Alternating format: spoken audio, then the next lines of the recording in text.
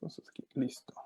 Ok, bueno, pues mi plática está titulada Vainilla, el aroma de la selva, porque sin duda, como ustedes han podido ver, la vainilla, aparte de ser un aromático de el segundo a nivel mundial, es un cultivo tradicional de las selvas, de las zonas tropicales y especialmente del continente americano, en donde las vainillas, en donde se encuentran las vainillas aromáticas. De las 110, 120 especies que se han registrado, solamente 35 producen un fruto aromático y estas 35 especies se encuentran en nuestro país. Y bueno, me permito presentarme nuevamente. Mi nombre es Miguel Ángel Lozano Rodríguez, de la Universidad Veracruzana.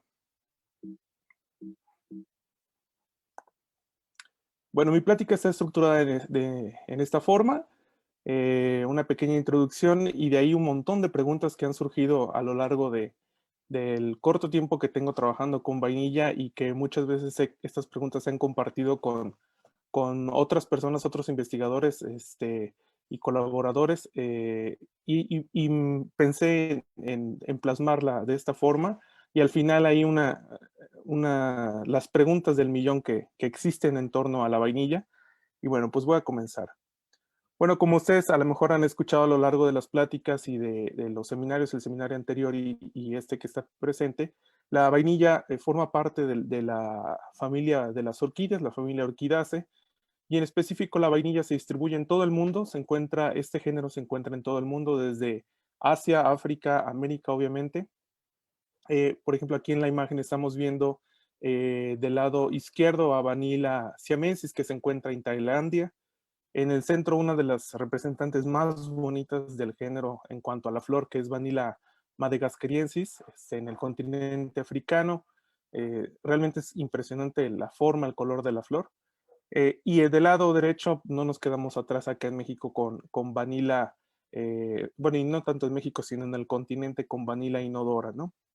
Entonces es un género de plantas bastante distribuido en todo el mundo y bueno, aquí una representación de esto, ¿no? Pero sin duda en México el uso y conocimiento de la vainilla, al igual que en otros países, ha sido milenario y ha sido tan representativo que, bueno, este evento que estamos organizando, que va encaminado a poder declarar el Día de la Vainilla en el mes de diciembre, pues lleva ese nombre, ¿no? De la vainilla de México para el mundo, ¿no?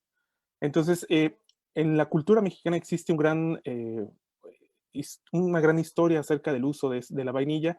Y aquí en esta imagen que estoy presentando, que es un mural del muralista mexicano Diego Rivera, que se encuentra en los altos de Palacio Nacional, se representa precisamente a dos culturas: la cultura totonaca, al sur del norte del estado de Veracruz, perdón, al norte del estado de Veracruz, y a la cultura azteca, que sin duda eran dos culturas que interactuaban y que el pueblo totonaca pagaba tributo al pueblo azteca como parte de la conquista que tuvieron con ellos, ¿no? Y lo interesante de este mural es que, aparte de que se representa toda la estructura del Tajín, del Parque Tajín, los voladores y los demás participantes, podemos señalar aquí en el centro de este mural se encuentra esta pequeña esqueje que va por aquí subiendo, y este pequeño esqueje es una vainilla. Si seguimos la imagen, en la parte de arriba, justo arriba de donde está el tocado, el penacho de los personajes, se encuentran flores de vainilla que Diego Rivera plasmó. Y entonces la vainilla era parte del tributo que pagaba el pueblo totonaco al pueblo azteca. Entonces, y esto obviamente es una pintura reciente, no es una pintura de origen indígena, pero bueno, es parte de la cultura que se ha tenido con México en torno a la vainilla. Y bueno, aquí está el acercamiento que les mencionaba, ¿no? Entonces pueden ver aquí en la mano del personaje lleva mazos de vainilla.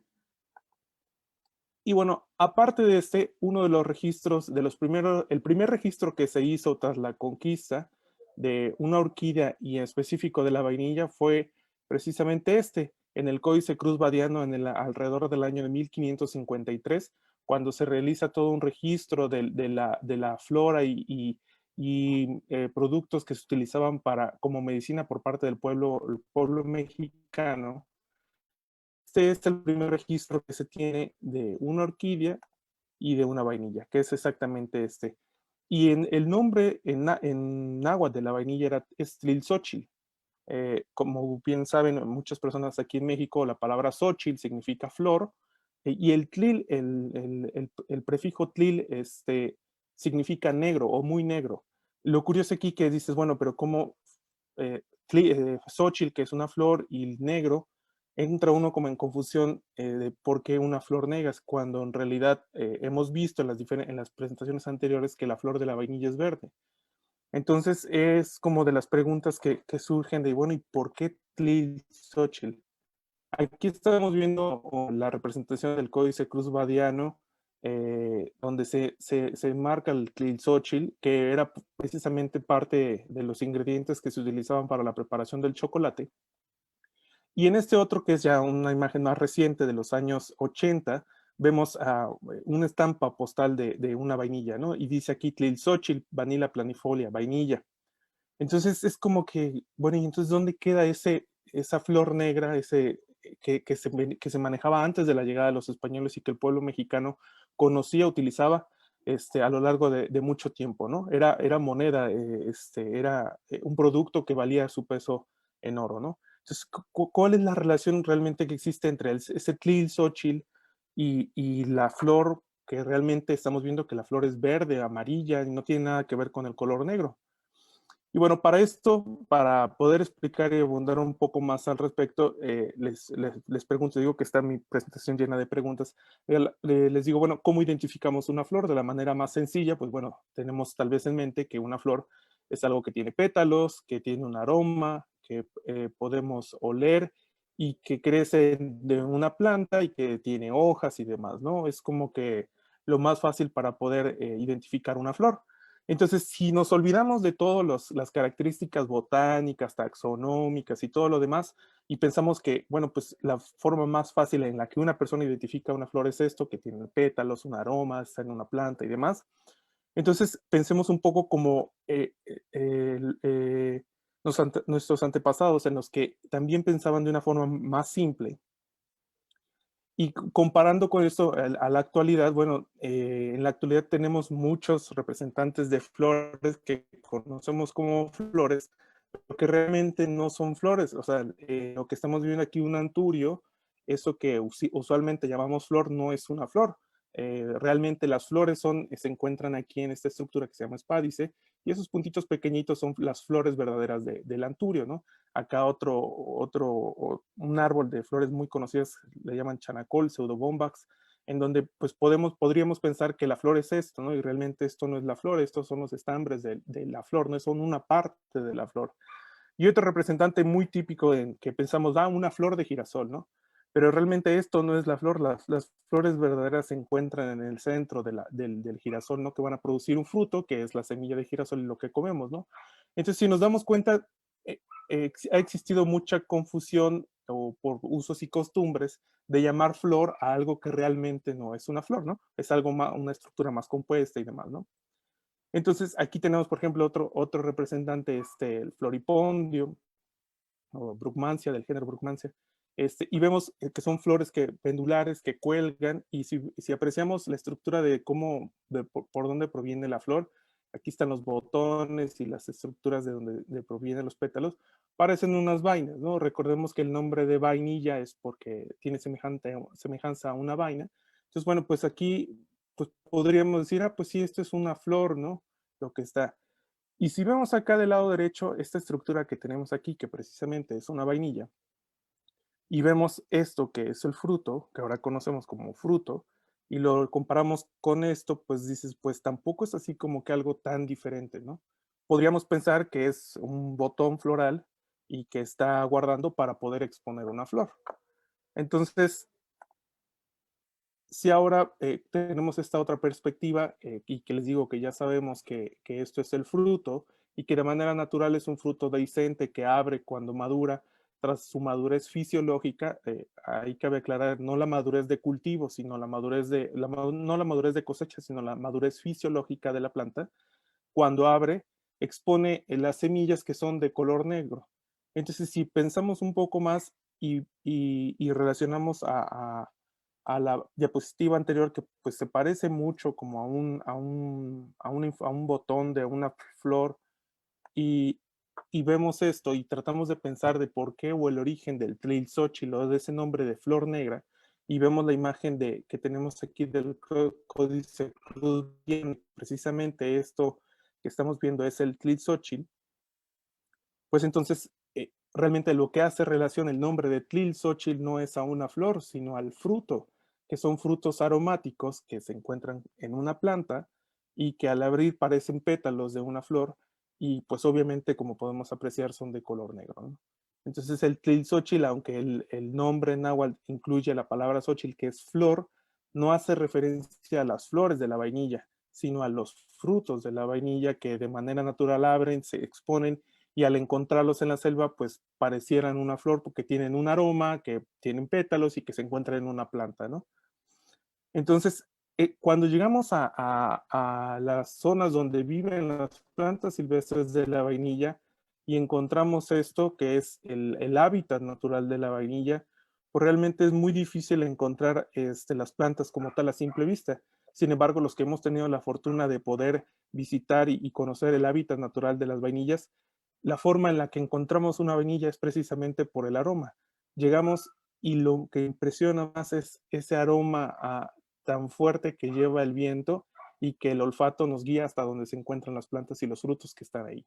Y esto hago referencia porque el anterior, bueno, aquí hay un ejemplo de las vainillas y miren, ahí lo que vamos, se ve en el círculo es precisamente un fruto de vainilla que se encuentra en las alturas.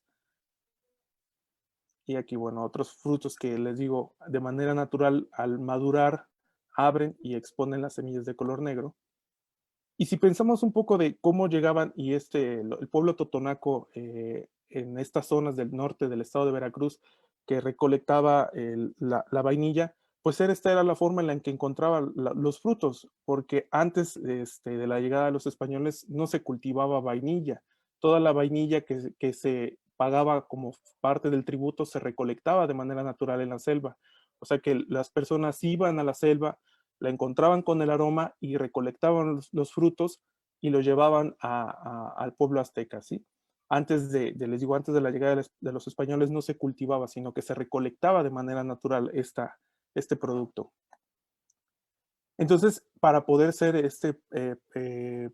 eh, tributo que pagaban ellos al pueblo azteca, ¿sí? Eh, hasta el siglo XIX, ahí aproximadamente de 1841, este personaje, Edmund Albus, descubrió la polinización artificial en la vainilla. Eh, o sea que antes, obviamente antes de esta fecha no se polinizaba de manera artificial la vainilla, todo era de recolección del campo, los frutos que venían del campo, todo esto se recolectaba. Este Edmund Albius era un esclavo que trabajaba en cultivo de calabaza y que cuando las plantas de vainilla son llevadas a las colonias francesas, inglesas y demás, él, dado su experiencia en la polinización de la calabaza, descubre que tenía que polinizar las flores de la vainilla para poder obtener un fruto y así obtener la producción como tal, ¿no? Eso lo descubrió a la edad de 12 años, ahí alrededor del año de 1841. Entonces, por eso les digo que antes de esta fecha en México no se polinizaba de manera natural, de manera artificial la vainilla, sino que todo lo que se recolectaba era parte de la polinización natural que existía en ese tiempo. Y bueno, ya posteriormente a esto, al descubrimiento de la polinización artificial, bueno, en el norte del estado de Veracruz, en Papantla, en la zona del Tajín, pues existe un boom del cultivo de la vainilla y toda una cultura alrededor que se genera alrededor de la vainilla. Aquí tenemos una imagen muy, muy bonita de una señora de origen totonaca polinizando flores de vainilla y esa imagen tan emblemática que muchos conocemos del centro de Papantla, en donde todo eso que se ve negro es vainilla que se está siendo beneficiada y a lo cual le hizo acreedor a llamar a Papantla como la ciudad que aromatiza el mundo, pues precisamente por esas características, ¿no? Imagínense el aroma al llegar a la ciudad de Papantla en esos tiempos. Pero entonces, no, otra vez otra pregunta. ¿quién polinizaba la flor de la vainilla? Si decimos que, bueno, antes de que Edmund descubriera la polinización artificial, todo lo que se recolectaba, pues obviamente se tenía que llevar a cabo con la polinización natural de esta planta, ¿no?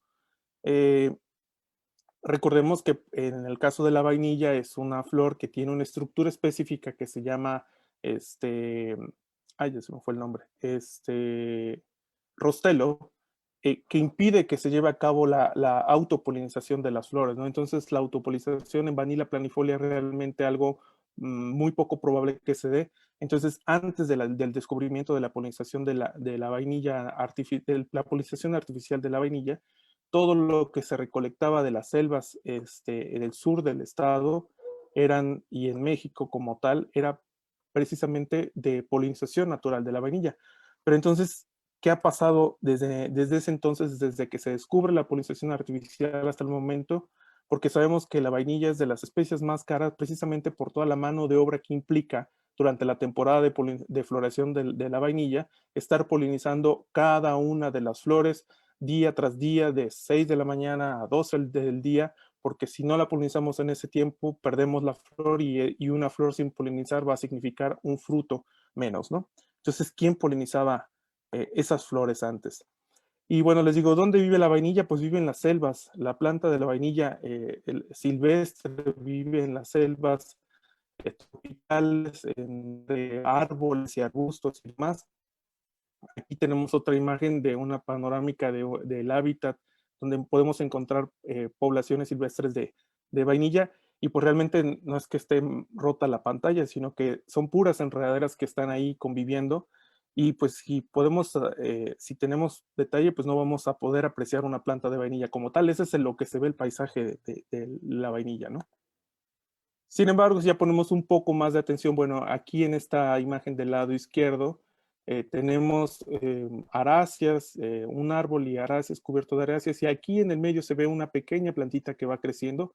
En este caso no es planifolia, es sinodora, que se camuflajea perfectamente con su ambiente, ¿no? Si no tenemos cuidado, pasa completamente por desapercibido.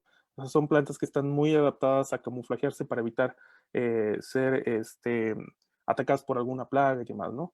Y bueno, aquí otra imagen vemos que viven en zonas bastante densas de árboles y arbustos. Esta es otra imagen de sitios donde se encuentra vainilla de manera natural. Y bueno, ya cuando se tiene uno más cuidado y especial atención, pues puede uno apreciar cómo van creciendo las guías en los árboles y los arbustos que tratan de buscar la luz en la copa de los árboles. Y bueno, eso es como el lugar típico en donde podemos encontrar la vainilla acá en México, pero la vainilla no es una planta que viva completamente aislada de su entorno, o que nada más utilice los árboles para poder soportarse y llegar a la copa de los árboles y obtener luz, sino que la vainilla vive con muchos organismos más que están en torno a este cultivo, bueno, a estas plantas de manera silvestre, ¿no? Bueno, y la vainilla vive pues con muchísimos insectos, animales, hormigas, que precisamente parece que cuando no hay floración la planta está completamente inquieta, sin ninguna interacción, pero llega la temporada de la floración de la vainilla y es un boom de insectos que visitan las plantas y que llegan a merodear a las flores, ¿no? Ahí, estas hormigas son muy típicas verlas durante la temporada de floración, que van precisamente buscando el néctar extrafloral que se produce en los botones. Ahí por ahí tenemos otro insecto que se encuentra ahí. Y miren esta imagen de una avispa que precisamente se está alimentando del néctar extrafloral de las flores. Y por ahí unos escarabajos que podemos encontrar. Y a veces encontramos organismos bastante curiosos como este. Miren, este es otro escarabajo que tiene una forma bastante peculiar. Yo cuando lo vi pensé que era una calavera, pero no, es un escarabajo que está ahí. Es bastante curioso. Y bueno, aquí es donde comienzan estas interacciones con su ambiente, ¿no? Aquí ya podemos apreciar una araña, que precisamente la araña no tiene nada que ver o que se alimente de la flor, pero si ya vimos todos los organismos que llegan a visitar estas flores, pues obviamente esa araña se alimenta de esos organismos y está aprovechando, siendo oportunista de la flor para poder alimentarse y conseguir alimento, ¿no? Entonces, realmente durante la temporada de floración existe una gran interacción con múltiples organismos que se encuentran y que llegan a visitar las flores para aprovechar ya sea el néctar o aprovechar precisamente la visita de esos otros organismos y poder alimentarse. Aquí tengo un video precisamente del sitio en donde pues no solamente insectos llegan a visitar la vainilla o viven en la zona donde habita la vainilla. Perdón si no se logra apreciar bien, la verdad es un video de mis estudiantes, quienes no iban preparados para encontrar precisamente ese oso hormiguero que andaba en el sitio y que de manera natural andaba subiendo entre los árboles. Cuando lo descubrieron me llamaron muy emocionados diciendo, es que encontramos un oso hormiguero en el sitio donde está la vainilla, ¿no? Entonces realmente la vainilla es un organismo que vive con muchos otros organismos, como muchas otras plantas que de manera natural se asocian a hongos, insectos, hormigas y demás, ¿no? Entonces, ahí le agradezco a mis estudiantes, a Tadeo, por pasarme el video. Y bueno, aquí ya hay una foto más que miren, este es el sitio en donde está las poblaciones de vainilla, la población de vainilla. Miren, aquí un buceras y maruba y ahí va el oso hormiguero subiendo los árboles, ¿no? Entonces podemos ver que la vainilla vive con muchos otros organismos dentro de las zonas donde habita. Y bueno, estos son los organismos que podemos ver de manera fácil, ¿no? A veces muy pequeños, pero podemos identificarlos fácilmente. Pero la vainilla no solamente vive con ellos o interactúa con ellos, sino interactúa con otros organismos que a simple vista no podemos ver. Y parte de estos organismos son precisamente estos hongos micorrízicos específicos para las orquídeas que se asocian a sus raíces para poder hacer una simbiosis e intercambiar nutrientes. Esta foto no es de un servidor, es del trabajo de Ordóñez, Díez y Otero, en donde este es un corte de la raíz de la vainilla, en donde lo tiñeron y esa parte rosada son las hifas, los pelotones de los hongos micorrízicos que se asocian a la vainilla y que a través de la simbiosis los hongos le aportan nutrientes y la planta como tal de manera general aporta azúcares a esos hongos, ¿no? Eh, y bueno, aquí hay otra imagen un poco ya más definida. Esta es una raíz de una vainilla y en las partes oscuras es en donde se encuentran los hongos micorrízicos. Aquí están nuevamente los pelotones que se tiñeron para poder apreciarlos fácilmente. Esta imagen es de Porras y Beyman, 2007. Y estos hongos se asocian a las horquillas precisamente para poder permitirles germinar. Cabe señalar que esta imagen no son semillas de vainilla, es otra orquídea, pero en general las orquídeas necesitan asociarse con hongos micorrízicos, orquidioides, que les permitan a sus semillas y a los embriones de las semillas germinar y convertirse en una planta adulta, dado que las semillas de las orquídeas son muy pequeñas, que las reservas de nutrientes y de almidones como tal son casi nulas, ¿no? Realmente las semillas de las orquídeas son aproximadamente 100, 200 células nada más, y que precisamente necesitan de esa asociación del hongo micorrízico que le aporte nutrientes al embrión y poder convertirse en una planta adulta, ¿no? Entonces, aparte de las asociaciones que tiene la vainilla con organismos que podemos ver como insectos, animales y demás, existen muchas otras asociaciones que no podemos ver y que gracias a la tecnología y a los descubrimientos actuales, pues podemos identificar, ¿no? Como estas asociaciones micorrízicas. Ay. Entonces, llegamos a esta parte que digo, bueno, en las preguntas del millón, dado muchas, pues ya varios años trabajando con vainilla y analizando, viendo, visitando sitios, visitando poblaciones, y a las preguntas que salen en todos los foros en torno a la vainilla y recordando eh, esto que les platicaba yo de que, bueno, y antes del descubrimiento de la polinización artificial, ¿qué era lo que polinizaba la vainilla de manera natural, no? Es curioso que a estas alturas, en estos tiempos, no sepamos qué es lo que poliniza la vainilla de manera natural. Por ahí Miguel Ángel Soto Arenas en 1999 publicó, sí es 99 si no mal recuerdo, o 96, un informe en donde hace observaciones de que, bueno, se han visto abejas de género Ugosa visitando las flores y portando el polen de la vainilla. Sin embargo, no, hasta ahorita no existe un registro como tal que identifique a la abeja removiendo el polen en flores de vainilla, específicamente de Vanilla planifolia, ¿no? Entonces, las preguntas del millón es eso: ¿qué poliniza a la vainilla de manera natural? Si tomamos en cuenta que antes del descubrimiento de la polinización artificial, todo lo que se obtenía de vainilla era de polinización natural, como de repente desaparece por completo y es la fecha que no se tiene un registro de este polinizador natural, ¿no? Por ahí se habla de que eh, cuando se inició el cultivo, pues se pensó que era una plaga y se combatía, pero realmente no estamos tan seguros, sino que lo que llegamos a pensar es que, como bien les he mostrado, la planta de la vainilla no es una planta que crezca aislada de su medio, sino que es una planta que interactúa con muchos otros organismos que son árboles, hierbas, insectos, hongos, y que tal vez dada la tala, el establecimiento de monocultivos y demás, pues estas interacciones con todos estos organismos se han ido perdiendo al grado de que la polinización natural en el cultivo de vainilla, y no van a dejar mentir aquí Adriana, pues es prácticamente nula. O sea, toda la vainilla que se produce debe ser realizada por polinización artificial.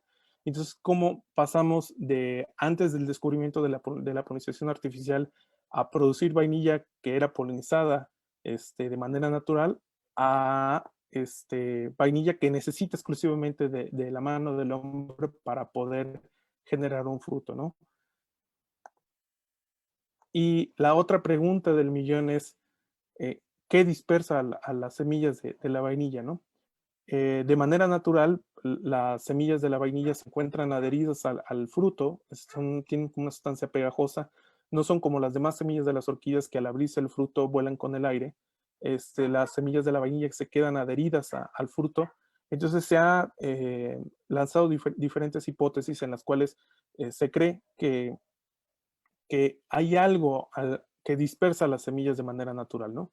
En algunos autores han mencionado que lo más probable es que sea un murciélago, dado que el fruto se encuentra en las alturas y que a lo mejor este murciélago se alimenta del fruto y al cargar las semillas en su estómago y depositarlas en algún otro sitio, pues permite la germinación. Cabe señalar que la semilla de la vainilla tiene una testa muy rígida que de manera natural le impide que germine, ¿no? Necesita de un proceso de escarificación que puede ser química o mecánica para que el embrión reciba estos nutrientes y la asociación con los hongos.